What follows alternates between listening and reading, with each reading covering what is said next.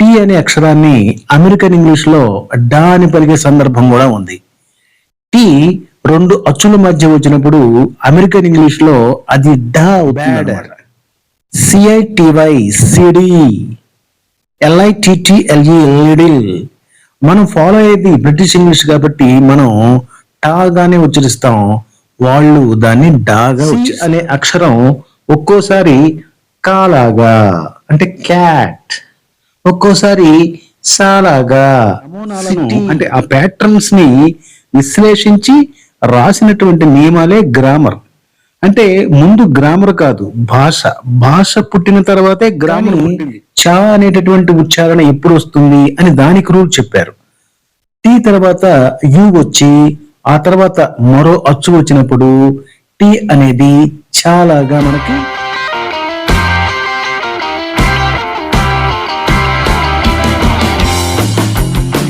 నమస్తే friends, welcome back to our English Vennela. నేను Pratap master. ఈరోజు మనం మాట్లాడుకోబోయే టాపిక్ చాలా ఆసక్తికరంగా ఉంటుంది. అదే ఇంగ్లీష్ ఉచ్చారణ, ప్రొనౌన్సియేషన్. ఇంగ్లీష్ లో ఒకే అక్షరానికి వివిధ సందర్భాలలో వివిధ ధ్వనులు వస్తాయి. మనకు తెలుగులో ఉండని ఈ నియమాలు తెలుసుకుంటే మీరు ఏ పదాన్నైనా సరిగ్గా ఉచ్చరించగలుగుతారు. ఓకే, ముందుగా ఒక విషయం చెప్పాలి. మనలో చాలా మంది విద్యార్థులు ఇప్పటికే ఇంగ్లీషు చదవటం బాగా నేర్చుకునే ఉంటారు. మీరు ఒక పదాన్ని చూస్తే దాన్ని ఎలా చదవాలో మీకు తెలుసు. అది చాలా గొప్ప విషయమే. కానీ మీలో కొంతమంది ఇంగ్లీష్ లవర్స్ ఉంటారు కదా, భాష అంటే ప్రేమించేవాళ్ళు, భాషలోని ప్రతి విషయాన్ని లోతుగా తెలుసుకోవాలి అనుకునేవాళ్ళు. అలాంటి వారికి ఒక సందేహం వస్తుంది. ఒకే అక్షరానికి 3 రకాల ఉచ్చారణలు ఎలా వస్తాయి, ఎందుకు వస్తాయి, ఎప్పుడు ఏ ఉచ్చారణ వాడాలి, ఇలా అన్నమాట. ఉదాహరణకి సి అనే అక్షరం ఒక్కోసారి కాలాగా అంటే క్యాట్, ఒక్కోసారి సాలాగా సిటీ, ఒక్కోసారి షాలాగా స్పెషల్, ఇలా ఉచ్చరిస్తాం కదా. ఇది ఎందుకు? ఇది యాదృచ్ఛికంగా జరగదు. దీనికి ఖచ్చితమైన నియమాలు ఉంటాయి. ఈరోజు మనం ఈ నియమాలన్నింటినీ చాలా సింపుల్ గా స్పష్టంగా తెలుసుకోబోతున్నాం. మీకు ఇప్పటికే చదవటం వచ్చు. ఇప్పుడు ఎందుకు అలా చదవాలి అనేటటువంటి ఆసక్తికరమైన ప్రశ్నకు సమాధానం వెతుక్కుందాం. ఇది కేవలం చదవటం కాదు, భాషను అర్థం చేసుకోవటం. ఇంగ్లీషు భాషను లోతుగా ప్రేమించే వారికి ఇది ఒక విందులాగా ఉంటుంది. So let's get started. Friends, ముందుగా సి అక్షరం యొక్క ఉచ్చారణను గమనిద్దాం. Pronunciation of C. సి అక్షరానికి 3 రకాల ఉచ్చారణలు ఉన్నాయి. క, స, ష. ముందుగా క అనే ఉచ్చారణను గమనించినట్లయితే ఇది ఎప్పుడు వస్తుంది? దీని నియమం వచ్చేసి C plus A, O, U, R లేదా ఎనీ కాన్సోనెంట్. సికి ఇవి కలిసినప్పుడు మనకి క అనే శబ్దం వస్తుంది. For example C A T cat. ఇక్కడ సి ప్లస్ ఏ, క అనే సౌండ్ వచ్చింది. C plus O, C O L D cold. C plus U, C U P cup. C plus R cry. F A C T, C plus consonant fact. L U C K luck, C plus K. Okay friends, భాష అనేది నది లాంటిది. అది ప్రవహిస్తూనే ఉంటుంది. ఆ భాష ఎలా ప్రవహిస్తోంది, అందులో పదాలు ఎలా అమరుతున్నాయి అని గమనించి ఆ నమూనాలను అంటే ఆ ప్యాటర్న్స్ ని విశ్లేషించి రాసినటువంటి నియమాలే గ్రామర్. అంటే ముందు గ్రామర్ కాదు, భాష. భాష పుట్టిన తర్వాతే గ్రామర్ పుట్టింది. గ్రామర్ అనేది భాషను సృష్టించదు, భాషను విశ్లేషించి ఒక పద్ధతిలో అర్థం చేసుకోవడానికి ఉపయోగపడే ఒక పరికరం, ఒక టూల్ మాత్రమే. అంటే ఒక్కొక్కసారి గ్రామర్లో ఉన్న రూల్స్ భాషలో అప్లికబుల్ కాకపోవచ్చు. దీనిలో ఎన్నో సబ్స్టిట్యూట్స్, ఎగ్జంప్షన్స్ కూడా ఉంటాయి. మరి మీరు ఇక్కడ ఇలా పలుకుతుంది అని అన్నారు, మరి అక్కడ అలా పలికింది ఏమిటి అని మీరు నన్ను అడగొద్దు. ఇవన్నీ నేను రచించినవి కావు, ఎందరో గ్రామేరియన్స్ మనకు ఇచ్చినటువంటి రూల్స్ అన్నమాట. Okay friends, let us move on to the next sound. Friends, ఇప్పుడు సా సా అనేటటువంటి సౌండ్ గురించి చూద్దాం. ఇది ఎప్పుడు వస్తుంది? సి ప్లస్ ఈఐవై అలా సీకు యాడ్ అయినప్పుడు మనకి వచ్చేటటువంటి శబ్దం సా. For example C E L L cell, C plus E, అంతేగాని కెల్ కాదు. ఇక్కడ సి అనేది సా అనే శబ్దం పలుకుతుంది తప్ప క అనే శబ్దం పలకటం లేదు.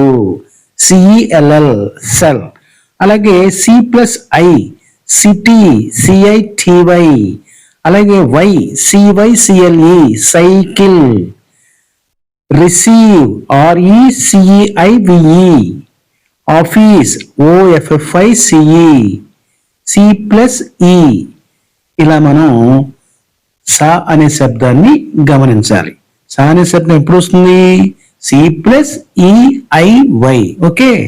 అలాగే ఇప్పుడు షా ఎస్హెచ్ షా అనేటటువంటి శబ్దం గురించి చూద్దాం. సి అనే అక్షరం షా అనే శబ్దం ఎప్పుడు మనకి పలుకుతుంది? సి తర్వాత ఐఏ లేదా ఐఓ, ఇంకో రకంగా చెప్పాలంటే టిఐఓఎన్ ఎస్ఐఓఎన్. ఇవి కలిసినప్పుడు మనకి సి అనేది షా అనే ధ్వనిని తీసుకుంటుంది. ఫర్ ఎగ్జాంపుల్ స్పెషల్ ఎస్పిఈసిఐఏఎల్ ఐఏ ఇక్కడ. సోషల్ ఎస్ఓసిఐఏఎల్. యాక్షన్ ఏసిటిఐఓఎన్ ఇక్కడ టిఐఓఎన్ కలవటంతో మనకి షా అనే శబ్దం వచ్చేసి యాక్షన్ అయింది. స్టేషన్ ఎస్టిఏటిఐఓఎన్. డెసిషన్ డిఈసిఐఎస్ఐఓఎన్. ఇక్కడ మనకు వచ్చింది సి ప్లస్ ఎస్ఐఓఎన్ లేదా ఐఎస్. ఓకే ఫ్రెండ్స్, ఇప్పుడు వరకు మనం సి అనేటటువంటి అక్షరానికి పలికేటటువంటి 3 శబ్దాల గురించి చూసాం.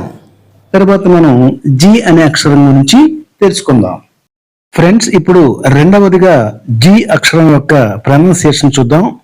జి అక్షరానికి 2 ప్రధాన ఉచ్చారణలు ఉన్నాయి. ఒకటి గా, 2 జ. గా విషయం మనం గమనించినట్లయితే జి ప్లస్ ఏఓయుఆర్ లేదా ఎనీ అదర్ కాన్సోనెంట్. జీతో ఇవి కలిసినప్పుడు గా అనేటటువంటి శబ్దం వస్తుంది అనమాట. జిఏఎంఈ గేమ్ అంటే G plus A. G O go అంటే జి ప్లస్ ఓ.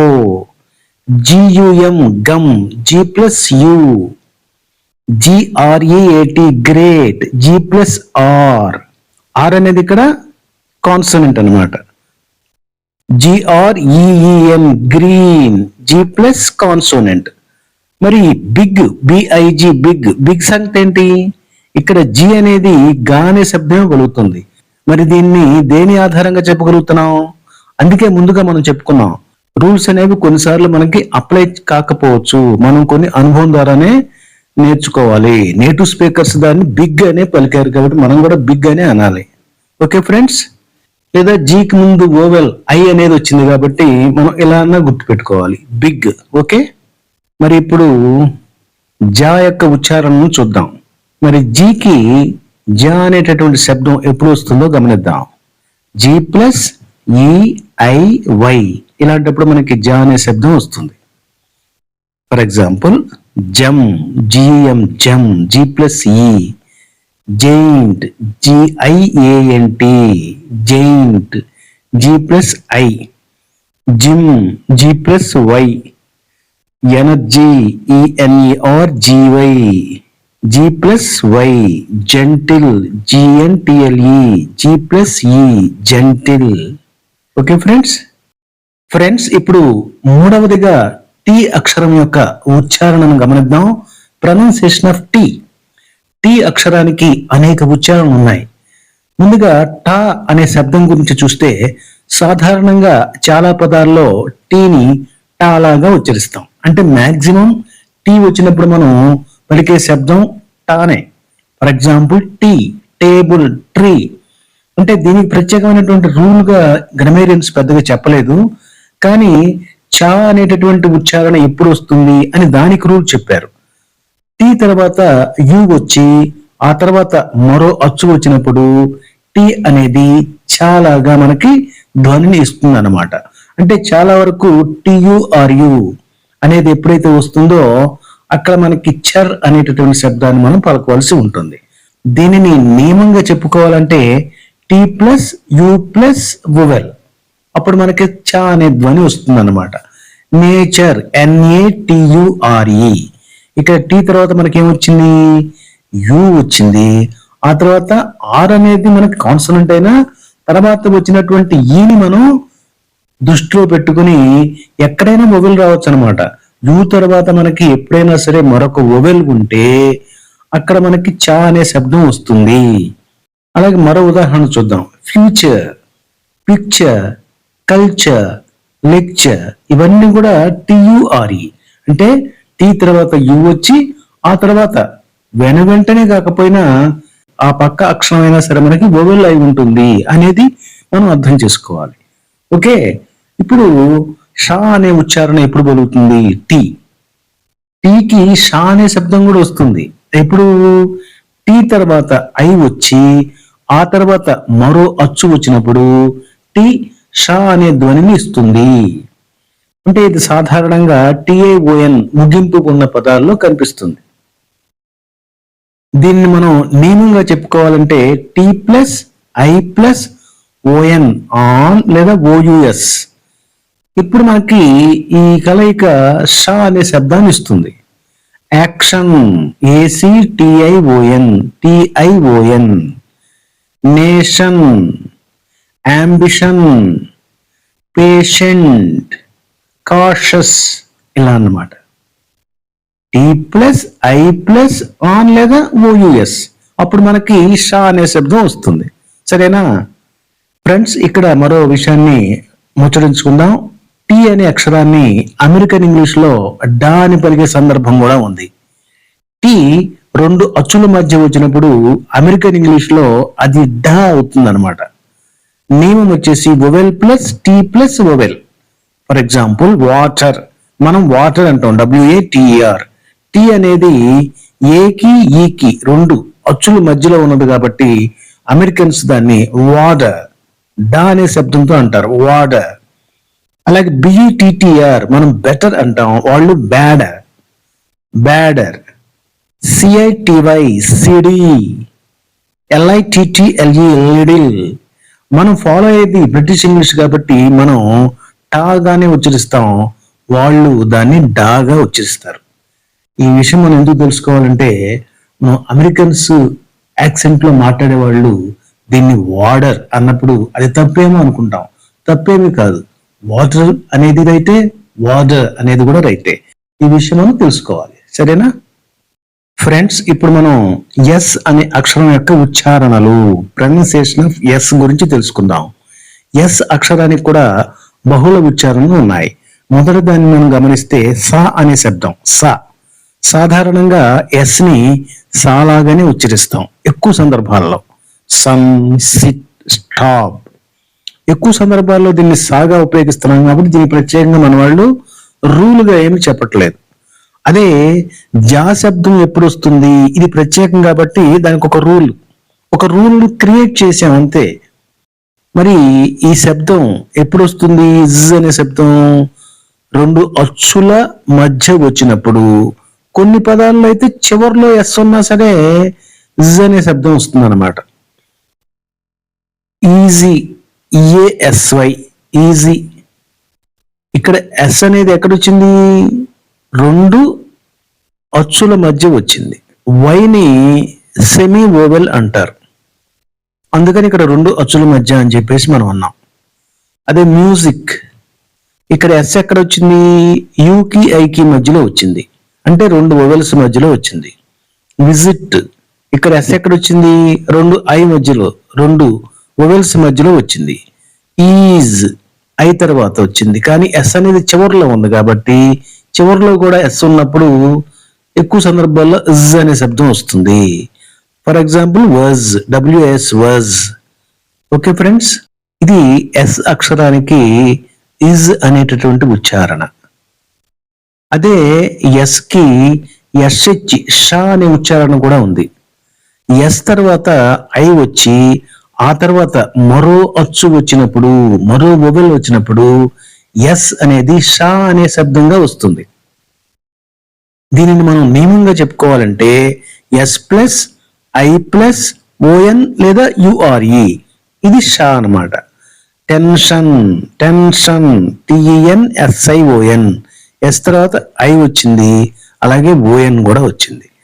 Machine, ఎంఐఎస్ఎస్ఐఓఎన్, machine. సెషన్, ఎస్ఈఎస్ఎస్ఐఓఎన్, ఇక్కడ ఎస్ అనేది షాగా పలుకుతుంది, గమనించారుగా. Sure, ఎస్యుఆర్ఈ, sure. ఎస్ తర్వాత మరో అచ్చు వచ్చింది ఇక్కడ, ష్యూర్. Sugar, sugar, ఎస్యుజిఏఆర్. ఫ్రెండ్స్, ఇది సా గురించి. ఫ్రెండ్స్, ఇలా మనం మరికొన్ని అక్షరాల గురించి తెలుసుకోవచ్చు, కానీ నాకు తెలిసి ఇది అనవసరం. మీరు రూల్ గా గుర్తుపెట్టుకోవటం కంటే ప్రాక్టికల్ గా చదవటం ప్లస్ వినడం ద్వారానే ఈ ప్రొనౌన్సియేషన్ నియమాలు బాగా తెలుసుకోగలుగుతారు. Okay friends, see you.